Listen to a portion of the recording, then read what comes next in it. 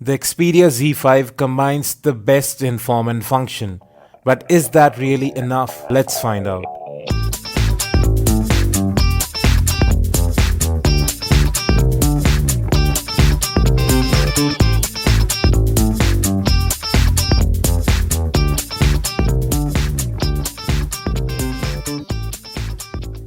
Hi everyone, it's Abhinav from PhoneBunch, and let's start with the design first. Sony's omnibalance design has come a long way. It's clearly more refined with the Xperia Z5. You now have a frosted glass back which doesn't attract fingerprints, but is still quite slippery. The metal frame, however, does help with the grip. You have a dedicated camera shutter key, volume rocker, and a power button which doubles up as a fingerprint sensor on the right. And Sony has really nailed it with the placement of the fingerprint sensor. Although it is a bit inconsistent and definitely not the fastest. The volume rocker might seem a bit oddly placed at first, but it works perfect especially when you are on a call. The most when I actually use it. At the top you have the headset jack, secondary noise cancellation mic, and under a flap on the left you have two nano SIM card slots and a micro SD card slot to expand storage. At the bottom you have the micro USB port for data syncing and charging, a space to attach a lanyard or a string as well. If we come to the back of the device, you have a new 23 megapixel camera with Sony G lens, and inside this we have the Snapdragon 810 chipset, 3 gigs of RAM and a 2900 mAh battery. The front houses a 5 megapixel camera, proximity and light sensors, notification LED along with 2 speakers. Moreover, this is an IP65, IP68 rated device, which means it is resistant towards dust and water. Talking about the display, you have a 5.2-inch 1080p IPS panel. It's plenty bright, sharp, has good color reproduction, slightly tending towards the colder side, but you can tweak the white balance to compensate for that. Now, call quality was really excellent over here. Network reception was also good. No issues with call quality. In fact, it was one of the best, and the speakerphone and earpiece were quite loud too. You also have a very interesting option here. You can use the phone as an answering machine. You can record your greeting, and as an answering machine it will record messages from your caller. There are a lot of connectivity options here: NFC, Wi-Fi, Bluetooth, USB tethering, everything works great. Now Sony has recently updated its camera app as well. It's far faster now. Various options are now easily accessible. Images are captured faster, there is less processing time, and image quality has also improved, especially if you talk about low light photography. You still have all those previous options like 4K video recording, AR effects, some of them although you might not use. But overall it's an easier camera interface, hybrid autofocus works as fast as it did before. The front facing camera is pretty decent, although it doesn't handle exposure that well. The rear camera again is one of the best you can get at this price point. Excellent dynamic range, good contrast, lots and lots of detail. You can even zoom into your subjects without losing significant details or artifacts. Landscape shots also turn out excellent. This camera produces some of the best images taken with a smartphone. Macro shots also look good due to the hybrid fast autofocus. Low light photography has also improved after the latest update. There is a lot less noise in the images, lot less overprocessing as well. Even in low light with artificial lighting, this camera performed quite well. You can also have a look at a dedicated camera review for more image samples and video samples too.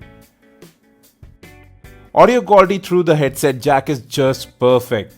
The same, however, can't be said about the front-firing speakers. They just aren't that loud. Although you can play a lot with the audio settings to customize the sound profile to your liking. You also have DC HX available here to upscale compressed audio. Then you also have an equalizer built in, so lots of options available. FM radio is also supported and it really works out quite fine. We didn't have any issues there. 1080p videos, 4K videos all play flawlessly as expected. Coming to software, the Xperia Z5 runs on Android 5.1.1 Lollipop right out of the box. You have Xperia UI running on top of it, which is one of the least bloated skins on Android. It's superbly fast, it's absolutely fluid. Animations also work great. You can customize the quick toggles here, and you do have multiple user support as well. Now out of that 32 gigs of onboard storage, you have 20 odd gigs available when you get the device to install apps and games. Plenty of inbuilt storage. Moreover, USB OTG is also supported, and you can move apps to the external SD card if the internal storage gets crowded. There is some customization available too. You can change theme colors or download more from the Play Store to change icons, wallpapers as well as backgrounds. Although some manufacturers are working with dual window setups for multitasking, Sony's suite of small apps are actually quite useful. I really found myself using the calculator, timer and music apps quite frequently. Coming to performance, web browsing was really smooth on this device. Even in general, I never noticed this phone hiccup in the month I used it as my primary driver. There were no crashes, the software experience is really quite polished. Apps open quickly and multitasking is managed quite well. Now just to summarize, it has been one of the smoothest Android experience I have had apart from stock Android on Nexus or Motorola devices. There are some peculiarities though.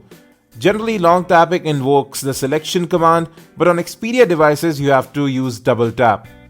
Continuing with performance, gaming was really fun on the Z5 as well.